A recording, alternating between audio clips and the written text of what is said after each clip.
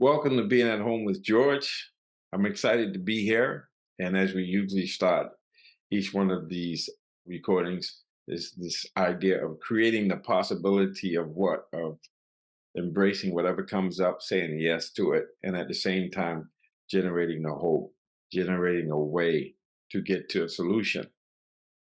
And as I'm aware of, especially having traveled, there seems to be quite a bit of hostility, unkindness, frustration, and maybe it's the result of the economy, the high inflation. Even though gas prices are going down, they've been up for several months, and people are just frustrated, especially with COVID still lingering somewhat, having an impact on some people.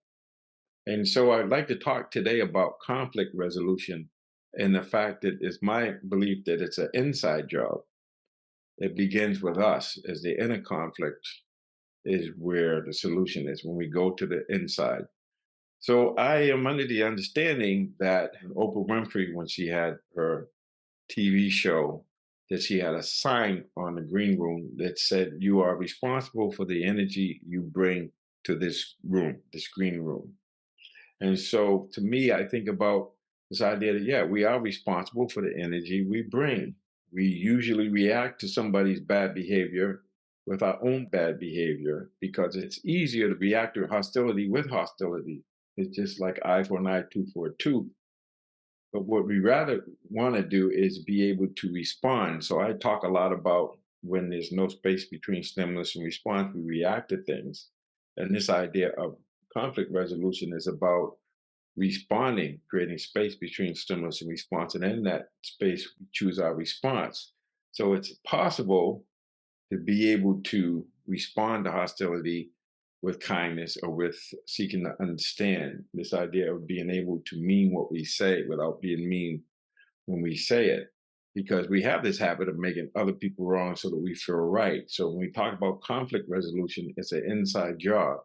So I'll give you an example. This goes back many years ago when I used to live in Cambridge, and I used to go into this particular prison and teach. So before I was on my way to the prison, right across the street from where I lived was a gas station, and I would go in the gas station and I would fill up my car. And so I get to the prison, and then I noticed that when I get out of the car and I looked at the side, that the gas flap was still open and there was no gas cap on it.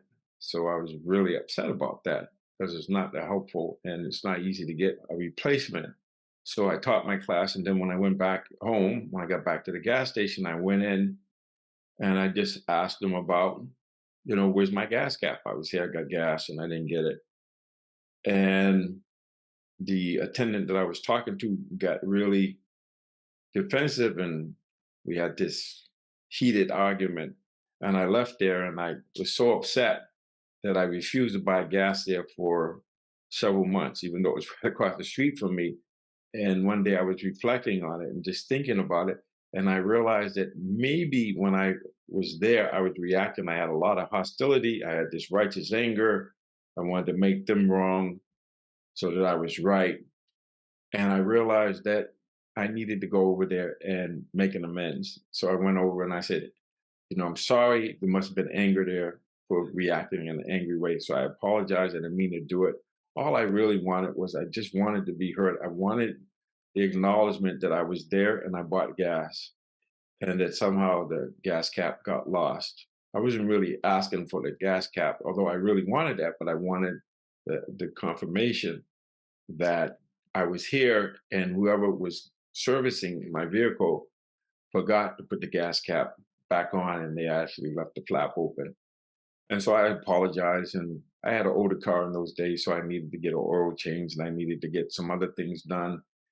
And he did the service and he actually didn't charge me for it.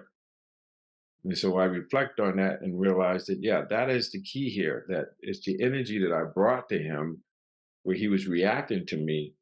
And I could have very easily have brought another energy where I could mean what I say without being mean when I say it. And so the energy that I bring is my responsibility. And why is it my responsibility? Because it's an inside job.